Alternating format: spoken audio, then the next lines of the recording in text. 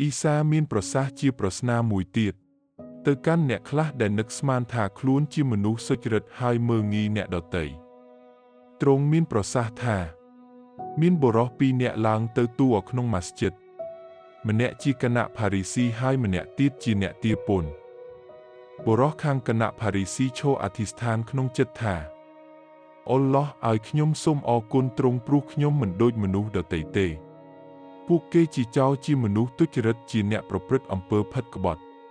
ខ្ញុំក៏មិនដូចអ្នកទារពន្ធនេះដែរខ្ញុំដំអាហារ2 ដងក្នុងមួយអាទិត្យហើយខ្ញុំជូនរបស់ទាំងអស់ដែលខ្ញុំរកបាន1/10ដល់អល់ឡោះប៉ុន្តែអ្នកទារពន្ធឈរនៅពីចម្ងាយមិនហ៊ានសូម្បីតែងើបមុខឡើងទេគាត់គក់ទ្រូងហើយនិយាយថាអល់ឡោះឲ្យសូមអាណិតមេត្តាខ្ញុំផងព្រោះខ្ញុំជាមនុស្សបាបខ្ញុំប្រាប់អ្នករាល់គ្នាថាអល់ឡោះរាប់អ្នកទារពន្ធនេះថាជាមនុស្សសុចរិតហើយគាត់ត្រឡប់ទៅផ្ទះវិញ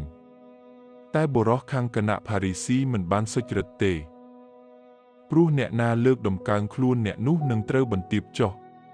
ហើយអ្នកដែលបន្ទាបខ្លួននឹងត្រូវលើកដំកើងវិញ